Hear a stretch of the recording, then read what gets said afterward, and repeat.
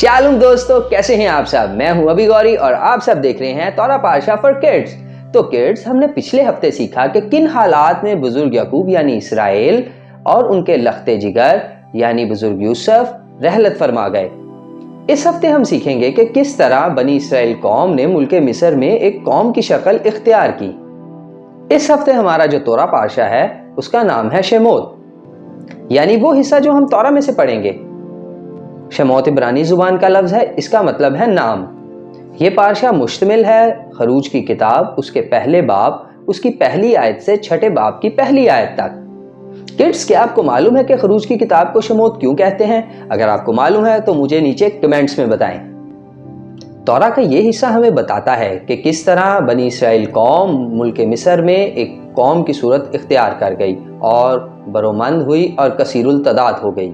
बुजुर्ग इसराइल की रहलत के बाद मिस्र पर एक हुक्मरान आया जो मिस्री हुक्मरान यूसुफ बिन यसराइल को नहीं जानता था।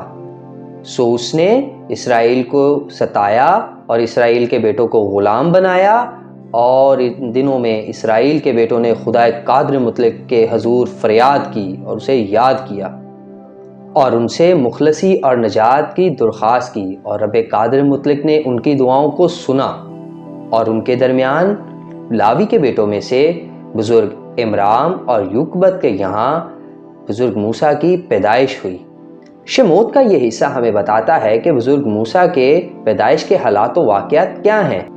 नीज ये हिस्सा हमें बताता है कि किस तरह नौज़ायदा इब्रानी उल नस्ल मूसा मिस्री वली अहद के साथ महल में परवरिश पाता है, ताहम वो खुद को इसराइल के बेटों के नज़दीक महसूस करता है।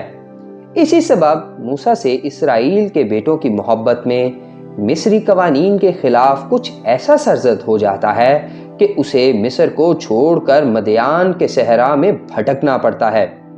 शेमोत का यह हिस्सा हमें बताता है कि मदियान के सहरा में बुजुर्ग मूसा की मुलाकात इस्माइल के बेटों में से यत्रू नामी सरदार से हुई और मूसा उनके साथ जा बसे। इस दौरान बुजुर्ग मूसा की शादी यत्रू की साहबजादी सफूरा से होती है और उनसे जनाब मूसा के एक बेटा पैदा होता है जिसका नाम वो जरसूम रखते हैं। बच्चों, क्या आपको जरसूम का मतलब मालूम है? अगर आपको मालूम है तो मुझे नीचे कमेंट बॉक्स में बताएं। इन दिनों यूं होता है कि बुजुर्ग मूसा मदियान के सहरा में सीना नामी एक पहाड़ पर बकरियां चराने जाते हैं, जहां खुदावन इनको तमाम इलाही इख्तियारात के साथ मुल्क मिस्र की तरफ रवाना करते हैं और इसराइल और उनके बेटों से किए हुए उस अहद को जो कि जनाब अब्राहम, जनाब इसहाक और बुजुर्ग इसराइल के नाम में है, याद करते हैं। शेमोत के इस हिस्सा में बुजुर्ग मूसा के मोजज़ात यानी कि लाठी का सांप बन जाना और उनके हाथ का बर्फ की मानद सफ़ेद हो जाना और उनके फसीह हो जाना समेत उनके भाई के हिस्सा में कौम की रहबरी की जिम्मेदारी के इश्तराक का जिक्र भी मौजूद है। और दोस्तों, साथ ही साथ इस हिस्सा में खुदावंद बारी ताला ने बनी इसराइल को अपना पिलौठा कहा, और इस हिस्सा में हमें पता चलता है कि बुजुर्ग मूसा की बीवी ने जनाब मूसा को उनके बेटे के खतना के मौके पर उन्हें खूनी दुल्हा कहा। तौरात का ये हिस्सा हमें बताता है कि जनाब मूसा ने खुदावंद के इलाही इख्तियारात और तौरात का और उनके अहद का जिक्र पहले पहल बनी इसराइल के बेटों के साथ और फिर कसरे शाही में किया, जिसको हाकिम वक्त ने सुनकर रद्द कर दिया और इसराइल के बेटों को अज हद सताया।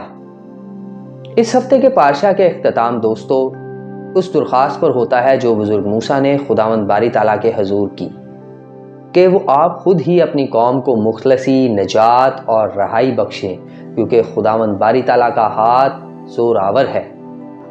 तो दोस्तों, ये था आज का हमारा पारशा। जिस तरह बुजुर्ग मूसा को तमाम इख्तियारात मिलने के बावजूद वो खुदावंद से दरख्वास्त करते हैं कि खुदावंद आप खुद ही अपनी कौम को मुल्क मिस्र से निकाल लाएं, क्योंकि आपका हाथ जोरावर है। जबकि खुदावंद बारी ताला ये चाहते थे कि जनाब मूसा जाकर उनकी कौम को मुल्क मिस्र से निकाल लाएं। दोस्तों, हम भी आज कुछ ऐसा ही करते हैं। खुदावंद बारी ताला ने अपना पाक कलाम हमें दिया है, अपने तमाम अहकाम दिए हैं, तमाम इख्तियारात दिए हैं। जनाब मसीह कहते हैं कि तुम मुझसे भी बड़े बड़े मोजज़ात करोगे, लेकिन आज भी हम ये सब कुछ रखते हुए मोहताजी की ज़िंदगी गुजार रहे हैं। क्यों? क्योंकि बाइबल मुकद्दस में लिखा है, जितनों ने उसको कबूल किया उसने उनको बाप के फर्जंद होने का हक बख्शा। हमारे पास हक मौजूद है, हम उनको ए बाप ए अब्बा कह के पुकार सकते हैं। उन्होंने हमें अपने बेटे बेटियां कहा है, लेकिन आज भी हम अपने इख्तियार को इस्तेमाल करने से झिझकते हैं, डरते हैं, बिल्कुल वैसे ही जैसे जनाब मूसा झिझक रहे थे।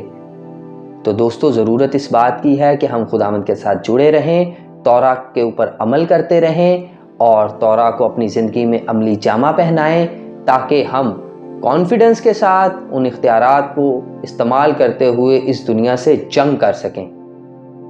तो दोस्तों, ये था आज का हमारा पारशा। फिर मुलाकात होगी एक नए पारशा के साथ, एक नई वीडियो के साथ। तब तक के लिए दे मुझे इजाज़त। शालोम।